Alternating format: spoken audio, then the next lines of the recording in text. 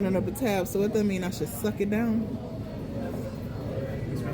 I want to get no mocktail.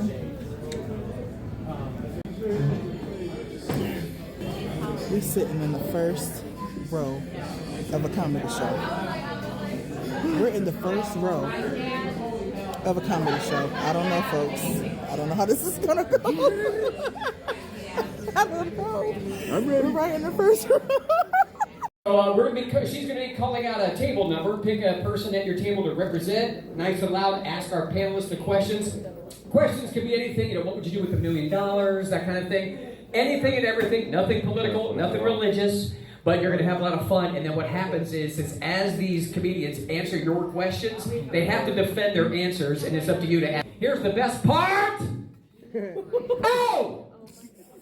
All right, that's how Italians get people to be quiet. No! Is that similar in your community too? Yeah.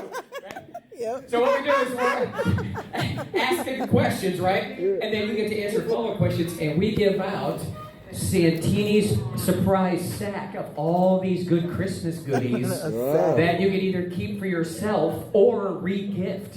Yeah. Even better. Now I'm talking my language, right? As I get, just save me $100. Yeah. You think there's $100 worth of stuff in here? Well, probably not. But there's some really cool stuff in here, and I think that they're all Christmas related. Everybody say, oh. Okay. That's sweet. Oh, and in addition, 2 free tickets to any show of your choice, courtesy of Crackpots Comedy Club. Give Chris Kettler a round of applause, please, for putting this show on tonight. Until I was here tonight, that's what I said. But you know what? I tapped you. If you've never seen Bob, he's kind of, I wouldn't call you a one-liner comedian, but his stuff is a little bit shorter, and it's nice and dark, and like, you're perfect for this show. Perfect for this show. You're going to have fun. I'm looking forward to it. Okay, good. And now we're going to bring up our second panelist. He joined here just in the early show. He's got 2 shows here tomorrow night. He headlines here at Crackpots all the time. Please give it up for a fellow Ohioan, the very funny comedy veteran, Steve Sabo, everybody. Right there, buddy.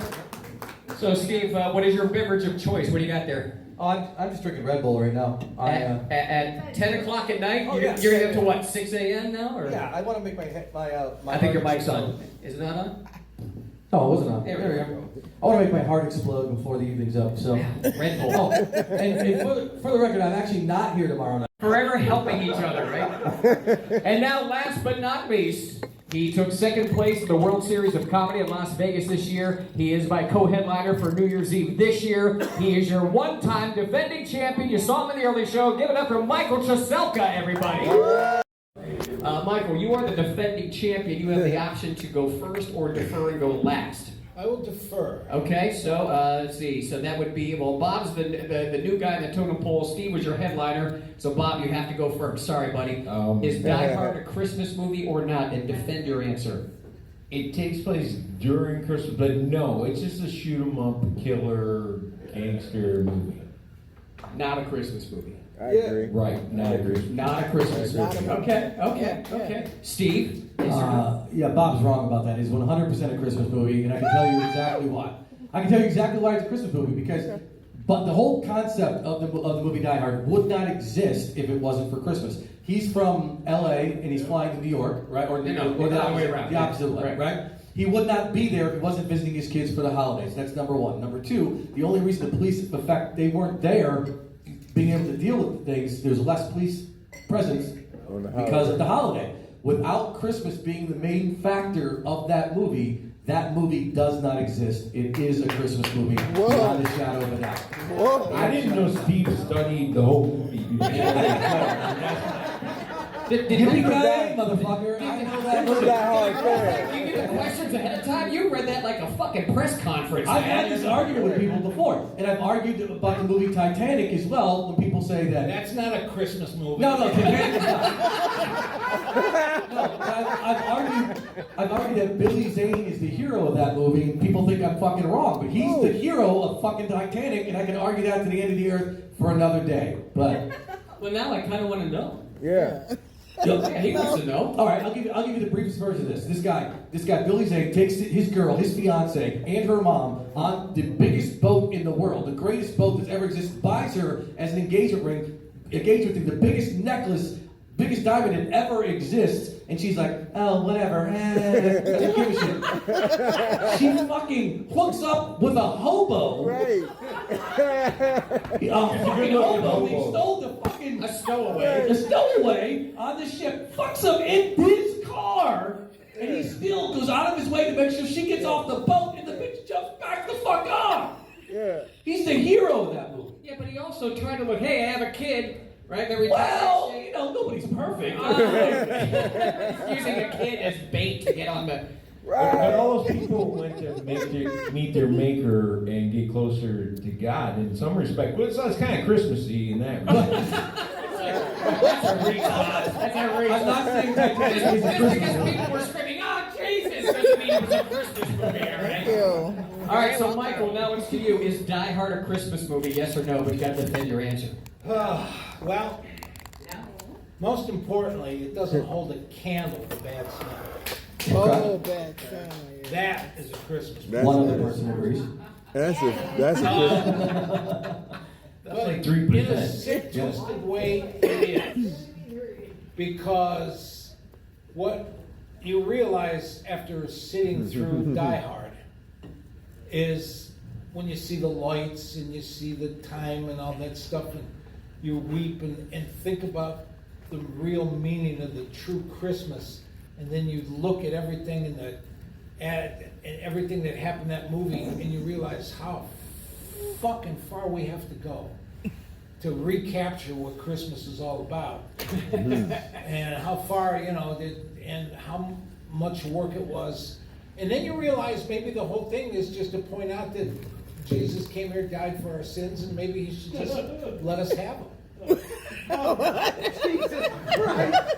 Yeah. So is Die Hard a Christmas movie or not, man? Yeah, I don't even know. I'm confused. I still don't know what his answer is. I don't know. I think it's a Christmas Very movie. deep. I think it's an Easter movie. I think it's a Easter movie.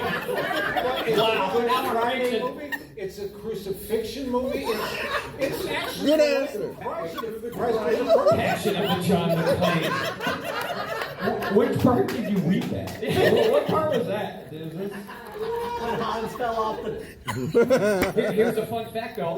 The building they filmed it in, I actually worked in that building for 2 years. I was The Nakatomi the Nakatomi Towers. That's actually a building owned by Fox. It's right next to ABC. Worst Christmas carol or song ever. All right, so I've been debating it. That's why I took the time to debate it. And there's certain ones that, and I look at, like, you can look at things like Grandma Got Run Over by Reindeer. You can look at, like, I Need a Hippopotamus for Christmas. But those are like novelty songs, so I'm not going to count those, right? Okay. So those are just done for that. Right. But I'm going to go with what they said over there, the Mariah. Rock 107. And if anyone knows, I was living with Brian Kelly, who was also on Rock 107 at the time. He and I had a mutual friend who, I'm like, hey, he hasn't been around for a while. Where's he? And Brian's like, he broke his dick. Yeah. And I'm like, you want to, It's a what? thing. Say that again? Yeah. So how does that heal? Okay, so I did not go to a doctor. You know. Why would you do that? That's embarrassing. Right, I'm not going to go to the doctor. If it had, so it bruised and it swelled, and the swelling you thought would be a good thing, but it's not. Yeah, it doesn't swell proportionally. Exactly. So I kind of just wrote it out to see, you know, if it was going to get worse. So it bruised up, but it just healed on its own. So it was fine. Can I ask how long it How long? How long it took to heal? How long it took?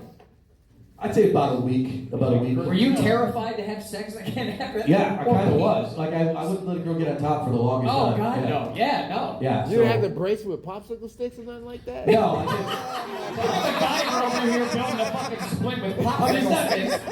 there's not a real bone in there. It's just these. He's got a splint. What Steve won't tell you is the reason why she came off Yeah. is she thought she heard the doorbell ring in the pizza. Pizza. Nice callback, Michael. Nice callback. That just might be the clincher. That might be the clincher. Michael, let's see, before we crown you the returning champion, your worst I hurt my genital story. I was using a Bic Oh no! Oh double God! edge It's a shaver. to shave myself, and I was way too drunk to remember He was drunk. that I needed to